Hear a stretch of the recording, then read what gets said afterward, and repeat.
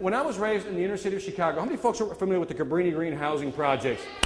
Look at this, Chi-Town. The hood's in the house, all right. The hood's in the house. I'm gonna give you the hood test, see if you pass it. Back then, you knew you were poor when you had your change of television with the what? Sliders, remember that? What'd you use for an antenna? You passed the test, God bless you. All right. And in the neighborhood, people always said, you can't do it, Victor. There's no way you're going to be successful. That's what they told us all the time. You are not ready for success. There's nothing you can do to be successful. But sometimes you got to shut it out. But sometimes, is it hard to shut out the negativity? Yes or no? It really is, isn't it? So I remember one time we were living in Minnesota. Anybody from Minnesota? Yeah, for sure, you betcha. No?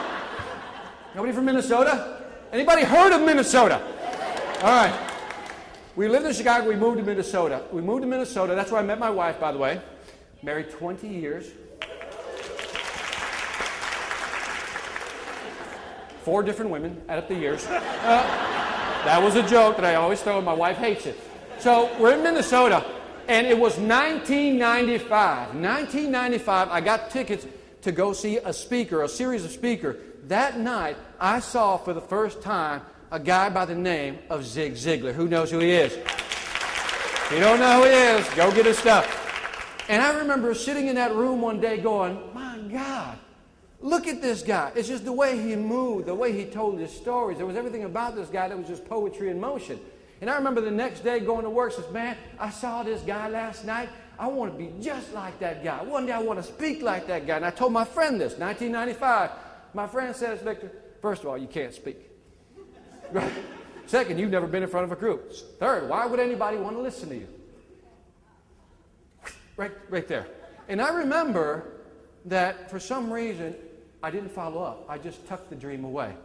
We've all been a victim of that one time or another, right? And I remember I didn't do anything. But around the year 2001, May 9th to be exact, 2001, I made a decision to actually, write some books. I wanted to write books. It's something that I wanted to do. It was a personal passion of mine. So I remember I told my friend, I said, hey, man, I'm going to write some books. Guess what he said? He said, Victor, man, English isn't even your first language. So what do you mean you're going to write some books? You can't even write. You barely got a C in English. You going to write? And you know what I did? I told him, shut up. I'm trying to do something here. I want you to say that. I want you to say, shut up. I'm trying to do something here. But now say it like you're in the top 10% like I know you are. Shut up! I'm trying to do something here. Fast forward. I told him, I said, you know what? I want to be a speaker. I'm going to go and talk to college kids and actually motivate kids to what? Stay in school, don't drop out. You know what he said? Victor, you've never spoken in front of a large group. College students wouldn't want to listen to you. And what did I say? Shut up! I'm trying to do something here. Fast forward, I remember I told him one time, I said, look, I want to create a movie, a documentary about myself, just to be able to share my story. What did he say? Victor, you don't know anything about making a movie. Nobody would ever want to watch your story. So what did I say? That's all I'm saying. So fast forward to about 3 months ago, talking to my friend on the phone. Now, my friend calls me on the phone. He says, Victor, how you doing?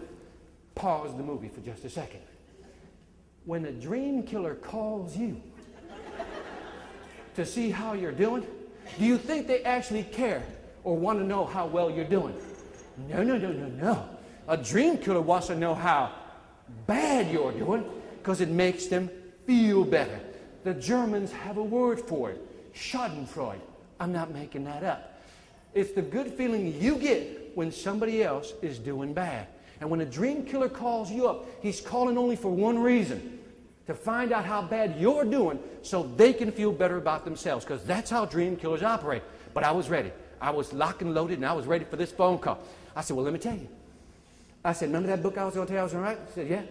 I didn't write one. I wrote 7. I said, remember I was going to do this whole college thing? Well, guess what? I've traveled throughout the United States, speaking to college students. The letters I get today, amazing. You should see some of them. Then I said, remember I told you I was going to do that movie? I've done it, if you know what I mean. If there's there goes my English. All right, I did it.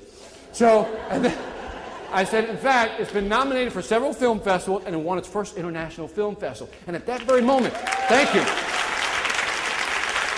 By the way, it's available for free at victorantonio.com. Now, at that point, what's for free? What more do you want? At that very moment, I could sense that my friend wants to get off the phone. Because when you got good news, a dream killer doesn't want to hear your good news. But I said, wait a minute, wait. I got one more thing I'd like to tell you. I said, you remember that guy I saw back in 1995? No. I said, his name was Zig Ziglar. You remember him? He says, yeah.